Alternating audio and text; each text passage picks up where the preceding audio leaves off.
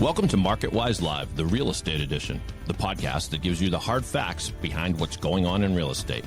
Realtor Mike Freeman, a Coldwell Banker realtor who holds an MBA in finance, draws from his financial background and his deep network to bring the most value for anyone looking to buy, sell, rent, or invest. Hello, everyone. Welcome back to MarketWise Live with Realtor Mike Freeman. Mike Freeman, of course, is here in the house. This is David Yaz of the Boston Podcast Network, pod617.com, in our Westwood, Mass studios. More importantly, Mike, how are you? I don't know if it's more important, Dave, but I appreciate that. Well, without you, there's no show. I'm doing great on this, a little too chilly day. How are you doing? Yeah, as usual, New England weather just sucks. I mean, it teased us. There was a day last week where it was 60. 70. Oh, 70? Was it 70? Oh, yeah. Oh, my God. I got to put the top down with snow on the ground. I saw you posted that on Facebook. I had to. Yeah. Why not? So we're here back in the studio for another, no guest today, but that's because occasionally Mike likes to do episodes that gives you the straight dope on what's going on in the real estate market. It's probably the main reason why people listen to this pod. Hopefully. I would think. Yes. By the way, congratulations are in order. I know your YouTube channel, which if you're listening to this on the audio version and you haven't seen the YouTube, check it out. Subscribe to Mike's YouTube channel, and I know like half the country is watching this all of a sudden, Mike. It's at least half. No, and it's great, and I owe a lot of it to you because all of the podcasts are recorded right here. Mm-hmm. And, the videos from this podcast that we're obviously doing now, and then the shorts I create, I've had almost 20,000 views in just the last month. So amazing. It's, thank you. Yeah, it's great. And so I think that the guests have really contributed, and I agree with what you just said, that we're really going to get to the heart of it here, and a lot of really, what is the market about and what's it doing? So I'll hand it over to you. But sure. This first episode, we're going to talk about sort of the landscape of Massachusetts real estate market, how competitive it is, what makes offers stand out, what are the do's and don'ts, what are the faux pas you don't want to create if you are a buyer, all kinds of things like that, the usual tips and tricks of the trade. So let's start sort of at the top where it makes sense to, and that's just give us a snapshot of what the real estate market is like right now in Massachusetts. Sure. So it continues to be what it's been for a while now. The trend of really low inventory has been going on for many, many years, and it existed before COVID, since COVID, and still today. So there are, as many people in the market know, there are just not a lot of houses for sale, and it's really difficult. I know we're going to get into this, but it's really difficult for buyers to find something. So we're in a very competitive market where, because inventory is so low, if you find a house that you want to make an offer on, you have a lot of competition. So you have a lot of demand and very little supply. And so it's a seller's market. We're moving a little bit towards a buyer's market, but we're nowhere near even at a neutral market. So just as sort of a point of comparison, you and I both, I don't technically live in Sharon anymore, but I am a Sharon guy, and I know you are as well. Yep. In the town of Sharon, about how many houses are for sale right now?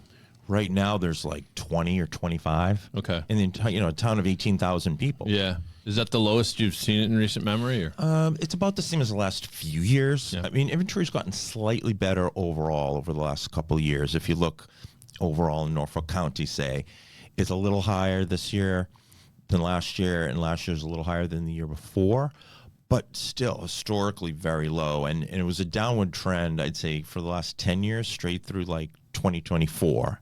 And now it's gotten slightly better. Mm. So let's talk about making an offer, because I know, people watch this podcast and want to, time things correctly.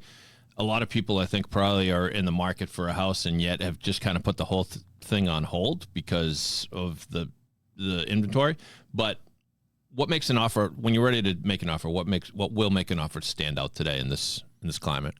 So the first thing is the more cash, the better, because sellers want to worry about as few things as possible. So if you can make an offer that's all cash, a lot of times the seller will accept your offer even if it's lower than somebody who's putting down 10%, say, and has a 90% mortgage. And I've seen that myself. I've seen people accept lower offers because they think that there's a much higher likelihood it's going to get to the closing table. And that's the first thing. So cash is king. The more cash you can put down, the better. And not to avoid PMI, private mortgage insurance, not for that reason. That saves you money by getting to 20% and avoiding that. But really, it's for the sellers and their peace of mind. They're in a position of strength. So as many things as you can eliminate that will concern them, that's in your best interest. When you say more cash, is that typically going to come into play when the offer is at asking price?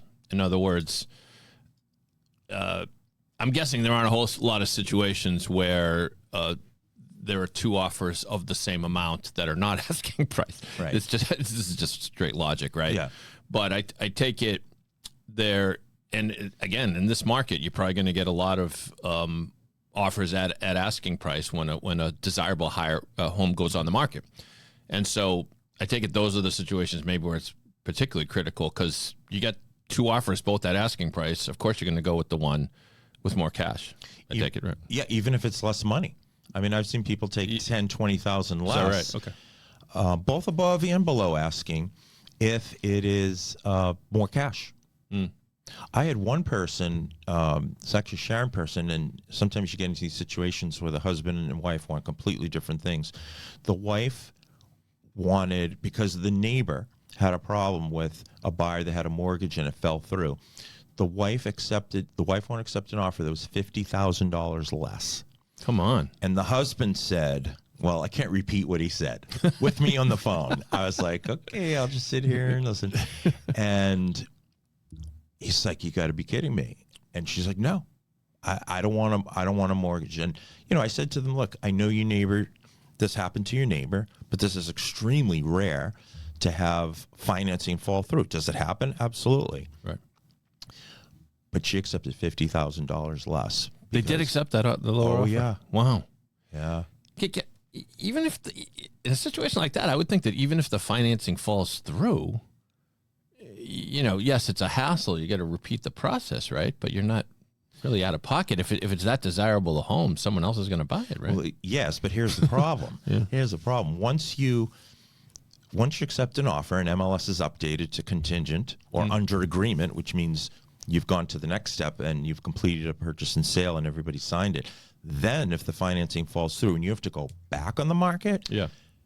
Now everybody is alerted to that and they think something's wrong with the house. Okay. That's the problem. And so typically if that happens, you're going to end up accepting less. And also because it's now been in the market so many more days, you can now be, at that point you can be at 60 days, 90 days. So buyer strategy is not going to be the same that it was a week in where they know they have to go way above ask. Now they're like, okay, I can get it for less. So that's really why a seller just wants, those two reasons and the fact that they just, for peace of mind, they just don't want to go. I mean, people are busy. People have jobs. People have kids. You want to get it done. Yeah, they just don't want to go through that. When I was selling homes on the couple of occasions where I used to joke that the house was haunted. I think that was probably not a great move. Let's move on. Talk a little bit about mortgage rates. So tell us what rates are like now as compared to historically, and is it actually impacting buyers? Yeah, so that's a really good question. So as many people know, mortgage rates were down in the 3s. Some people even got high 2s 3-4 years ago, and then they shot up to about 7 or 8. Now they're down a little bit, decent amount to 6-ish, about 6%. And that, even though it's approximately double what it was not too long ago, people might think, wow, that's really high. Well, when our parents bought homes in the 70s, interest rates were in the high teens. Yep. So, it's hard for us to imagine that. It'll probably never happen again. I mean, who knows, 100 years from now, right? Right. But 6% is still historically, if you looked back 50, 70 years, extremely low. So we try to set people's expectations that you can't really look back at the 3% and expect that we're ever going to get back there. Is it possible? Sure. Is it likely? No. It's like free money, really. Yeah. Because you from the minimal amount I remember from being a financial advisor, your investments are likely earning, anywhere from 5% to in a good year, 12% or more, something like that. So if you've got money invested over here, it's almost like you're making money by taking the bank's money. Absolutely. So, so 3% is ridiculous. But to me, there's nothing wrong with 6%. It sounds like something you should be able to stomach. Yeah, it's a really good rate, and we try to educate people that that's the case.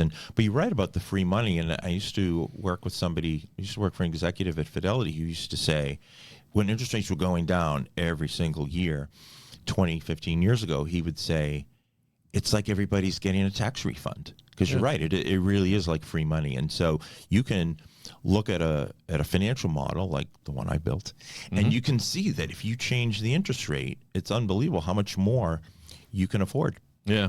Yeah. It's almost like get a mortgage even if you're not buying a house. Like, Yeah. I mean, just take it sounds silly, but if you take out it's simple math, you take out a loan and you're only paying 3% on the loan, you invest all that money in the stock market and you're making like 6%. Yeah. It's passive income. It's coming in every year. So. That's the key. Yeah. But you asked a really good question about what it takes to get your offer accepted. If you don't mind, I just wanted to add one thing to that. So cash, I mentioned, but sometimes there's nothing you can do. You can't, come up with $200,000 in cash. So you put down what you can afford. Now, can you still get a house? Absolutely. Is it harder? Yes. But there are other ways that you can make your offer stand out. Now, love letters, or, letters where you write how much you love the house and how happy your family will be in it, and et cetera, those are pretty much not allowed anymore. And Is that right? Yeah, a lot of times right in MLS, sellers will say, or ask their agents to write, no love letters, please. And I can tell you that our legal department at Coldwell Banker has strongly encouraged us not to have our clients do them. Part of it is a lot of times people include pictures. So if you include a picture based on race, based on age, based on, there's all kinds of things. If you include a picture, that people can discriminate. So you don't want to be in that situation where somebody's going to potentially not want to go with your offer because you're 28 years old, and they think, well, this person's a lot less likely to get it than somebody who's 50 or 60. Just to push back a little bit on that, or just maybe to ask you to clarify, you're probably going to know what race the potential buyer is. I guess maybe not necessarily. An offer comes in, you don't necessarily know their race. I guess you can always do a Google search, right. Yeah. But when you put a picture, then like right away you're setting yourself up, and that's why legal is like just don't do it. If someone wants to do a Google search, let them do a Google search. We can't control that. Right. But it's not just the picture. It's that there are things that you as a consumer might just say in your letter that it's just potentially from a legal perspective just not a good idea. So they just advise us just not to have people do it. So they're kind of frowned upon these days. You rarely see them. When I sold a home at one point, I remember, my wife at the time and we get the so-called love letter. I had never heard of this before. I don't know. I don't know if it was a relatively new development at the time. This is years ago, but I was like, wow, look at this. They sent us a really nice letter about how they can't wait to see their kids swimming in our pool here and all that.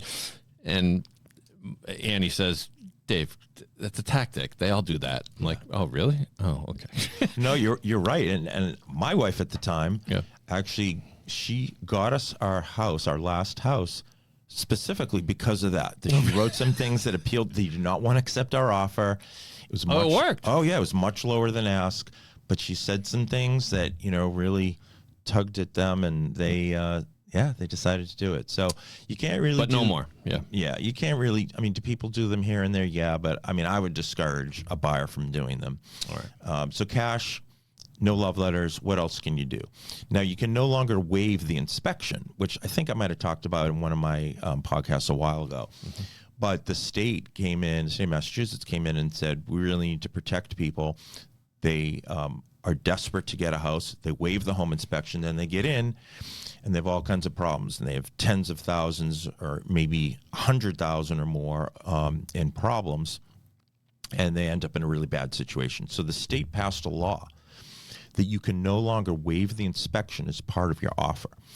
And the selling agent, the listing agent, can no longer ask the buyer's agent if their client is going to waive the inspection. Like, that is a huge no-no right now. So you can't do that. But there are other things that you can do to make it more attractive. And I'm not just saying this for self-serving purposes, but your realtor knows.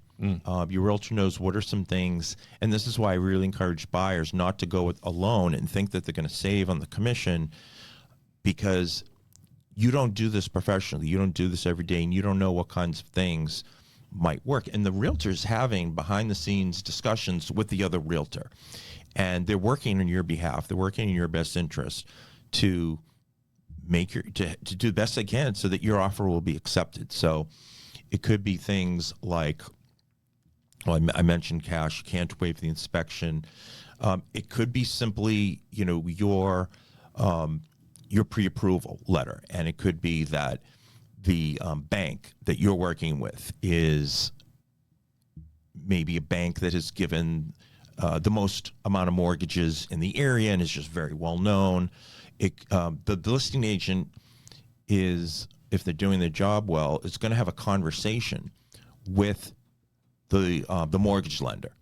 So you as a buyer's agent, they probably know anyway, but still, you talk to that mortgage broker and say, our people are going for this house.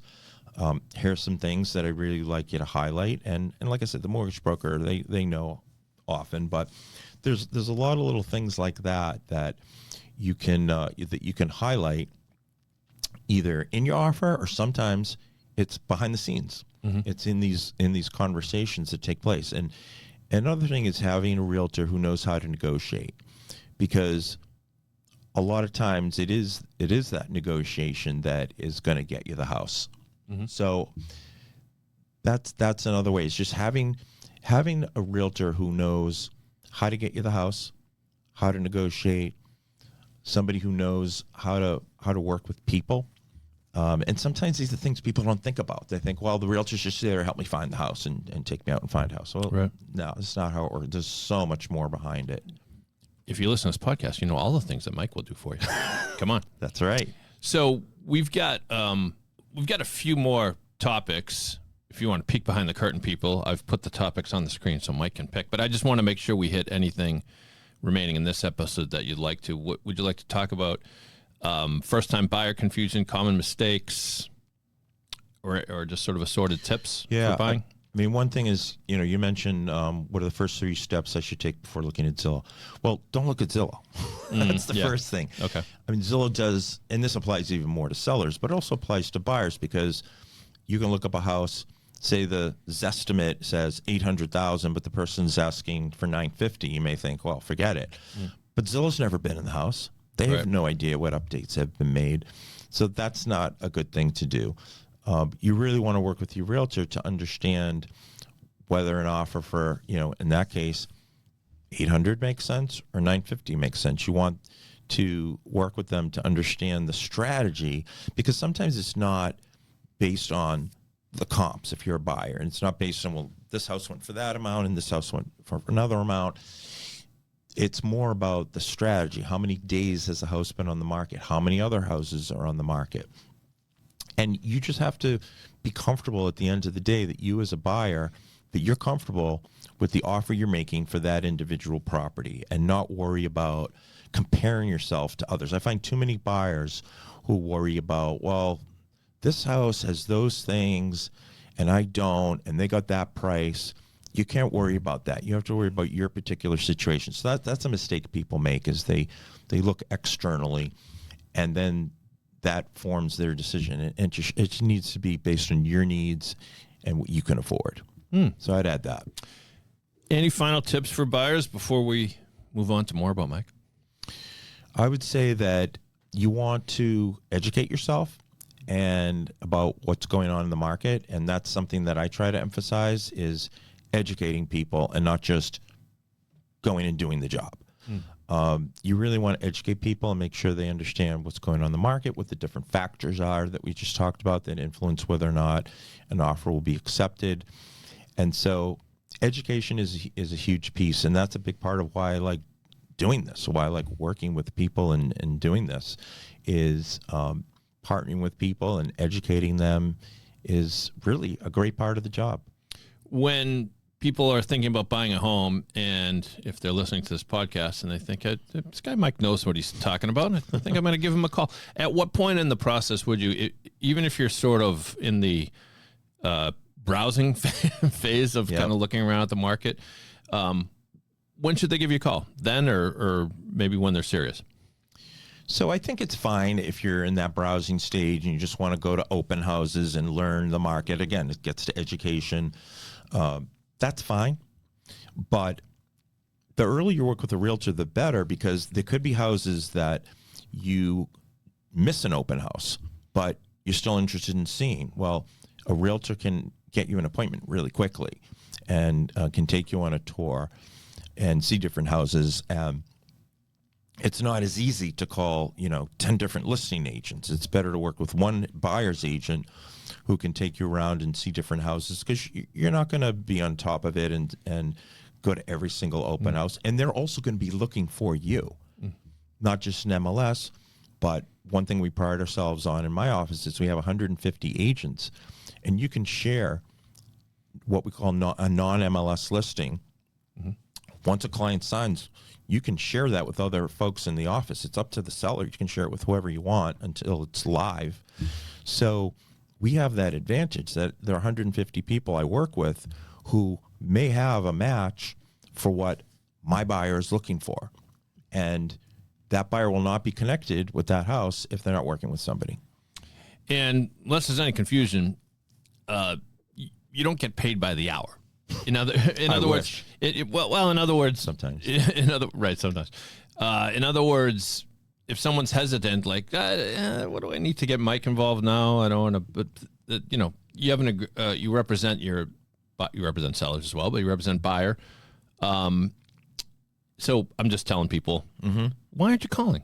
Call right now. Yeah, there's really no reason to, because you're you're right. You don't pay hourly. It's gonna be the same at the end of the day. And you're gonna be a more educated, well-armed buyer than the next guy who's not working with a realtor, not working with you. Yeah, and find somebody who's going to do that. I'm not the only realtor in the world who focuses on education. Yes, you are. I'm the best. No, that's really important, because the one with the best podcast. No, a lot of realtors just focus on transactions and churning them through. And you tell me what you want, I'll find it.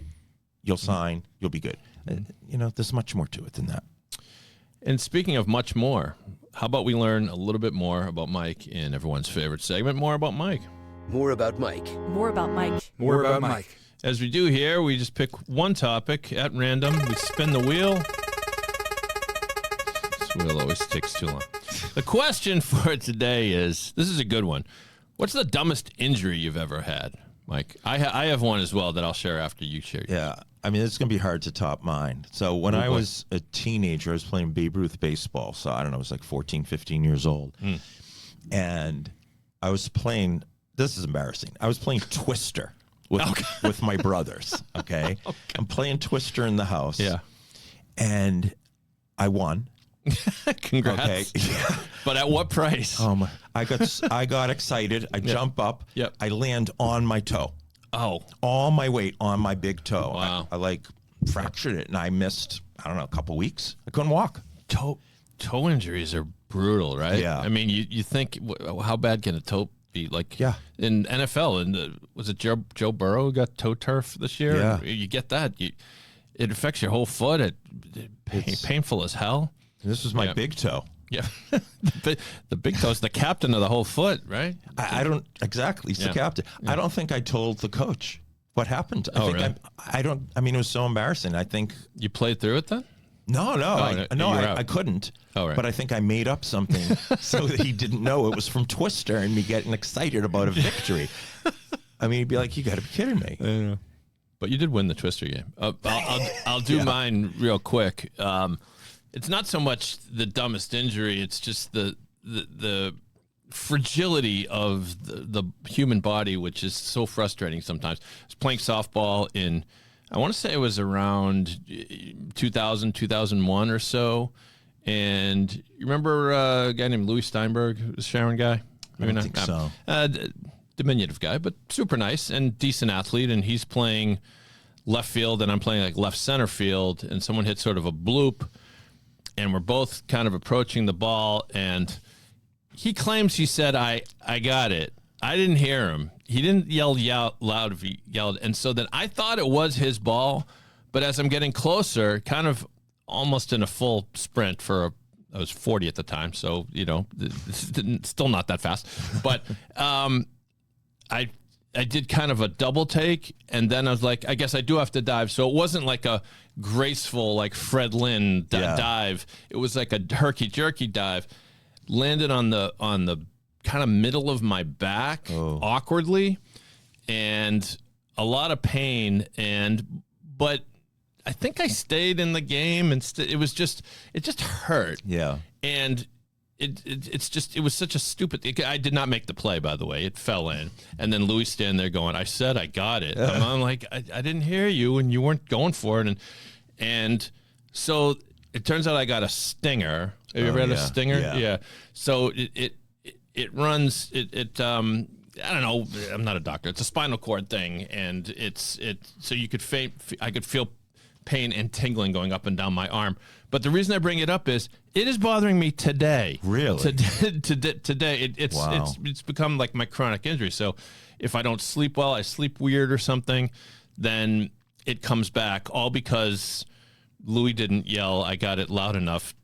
This is 25 years ago. You got to communicate. Yeah, come on, Louis. Oh, boy. Anyway, so I take it your toe is fully healed. Yeah, it heals after about a month. Okay, so at least yours has a happy story. Mine, not so much. Yeah, I'm sorry to hear that. I mean, you get old, you're going to have an injury one way or another, I guess. I just think to this day, if I hadn't made that stupid dive, my back wouldn't be so bad. Anyway, we are at the conclusion of another show here, and a terrific one. In the next episode, we'll give the landscape of the real estate market from the seller's position. So check out that 2 weeks from today. In the meantime, Mike, please remind people how they can get in touch with you. Sure. So you can call me, 617-759-1513. My email is mike.freeman@nemoves.com. And I have an awesome website, mikefreemanhomes.com. Check them all out there. You can find the podcast, of course, on the YouTube channel. You can find Mike's shorts on the YouTube channel as well, and find the audio version of the podcast on Apple Podcast, Spotify, or wherever you find your pods. Thanks again for listening to MarketWise Live, the Real Estate Edition.